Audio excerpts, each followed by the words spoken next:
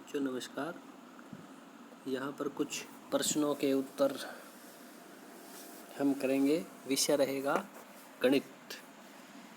तो आप इन्हें ध्यानपूर्वक समझें क्योंकि आप इनका टेस्ट देने वाले हैं। आपका टेस्ट होगा तो लगभग इसी तरह के प्रश्न आएंगे। तो पहला प्रश्न है, दी गई संख्या से ठीक पहले आने वाली संख्या क्या होगी। अर्थात यहाँ पर गिनती से संबंधित हमसे पूछा गया प्रश्न है। तो देखो 198, 199 फिर 200 दिया हुआ है। तो 198 से पहले अगर फिर भी हमें पूरी संख्या की जानकारी कई बार ना भी हो तो ये देखें, पहले इकाई का अंक 8 है, फिर 9 है, तो इधर से चलेंगे 9, 8, तो यहाँ क्या 7 आना चाहिए और फिर 6 आना चाहिए। तो ये रहेगा हमारा ब। कौन सा रहेगा? ब। 196, 197। तो इसी तरह से सारणी में छूटी हुई संख्याएं लिखिए। यहाँ पर 313 लिखा हुआ है और अंत में 317। तो बीच में से 3 संख्याएं गायब हैं। तो देखिए यहाँ पर 300 अगर हम इतनी बड़ी संख्या ना भी समझ पाएँ, 13 तो हमें ध्यान में है। 13 के बाद क्या आता? 14, फिर 15, फिर 16। तो देखो लगातार कौन सी है ये? 6, 314, 315, 316। तो हम इस तरह से अंदाज़ा लगाकर उस प्रश्न का हल निकाल सकते हैं। तीसरा, विस्तारित रूप अर्थात स्थानीय मान बताएं। स्थानीय मान के रूप में हमें ये संख्याएं दी गई है। तो यहाँ पर देखें 200, फिर 70 है, फिर 9 है। तो यहाँ पर 279। तो यहाँ पर देखें 279 है, 79, 279 संख्या बनेगी। तो उसको देखें हम 279 ब रहेगी हमारी, बाकी जो है अलग अलग संख्या है। फिर कहता है क्वेश्चन नंबर 4 में, यदि 5 पेनों का मूल्य 50 रुपये हो तो एक पेन का मूल्य क्या होगा। तो हम जब भी दुकान में जाते हैं कोई पैकेट लेते हैं 5 पेन का, वो हमसे 50 रुपये लेता है। तो जाहिर सी बात है एक एक पेन पर यदि हम 10-10 रुपये रखते हैं तो 50 रुपये हो जाएंगे। तो इसका मतलब एक पेन का मूल्य क्या होना चाहिए? बिल्कुल सही, 10 रुपये। तो सही उत्तर रहेगा आपका। निम्न संख्याओं को बढ़ते क्रम में लिखिए। तो यहाँ पर बढ़ते क्रम में लिखने का मतलब है कि पहले हमें सबसे छोटी संख्या चाहिए।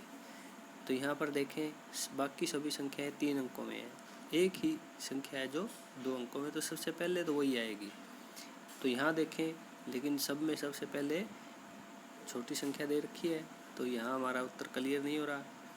तो फिर 99 के बाद 100, 100 के बाद 101, 102, 103, ये कहाँ पर है?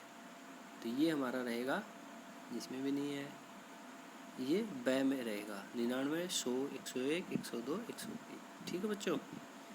तो इसी तरह से एक विद्यालय को 68 झंडियाँ दी गई।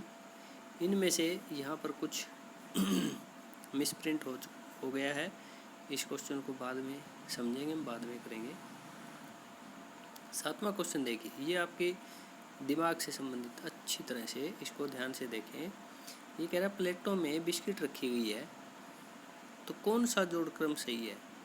ध्यान से देखें, 6 दे रखा है पहले, फिर 5 है, फिर 2 है, फिर 3। तो ये कौन सा क्रम सही रहेगा?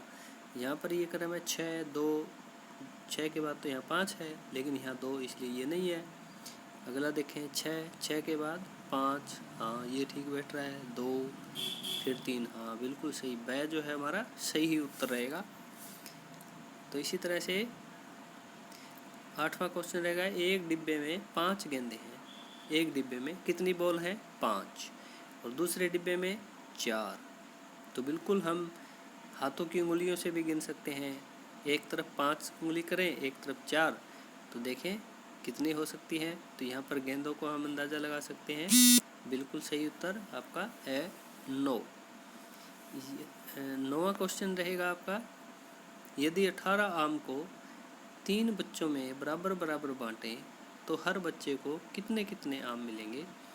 ये तो देखो आम का नाम सुनते ही गर्मी के दिन याद आ गए और हमारे मुंह में पानी भी आ जाता है। तो और बात हो जब 3 बच्चों को 18 आम मिलने की, तो हम खुशी से झूमने लगते हैं, अर्थात काफ़ी आम मिलेंगे। अगर 5 आम मिले तो 5 दिए तो 15 ही होते हैं। तो यहाँ पर 6 के साथ मैच हो सकता है, 6 दिए 18 आम, बिल्कुल एक बच्चे को 6 आम मिलेंगे, बिल्कुल सही उत्तर है। फिर कहता है निम्न सिक्कों को जोड़कर उनका मूल्य बताइए।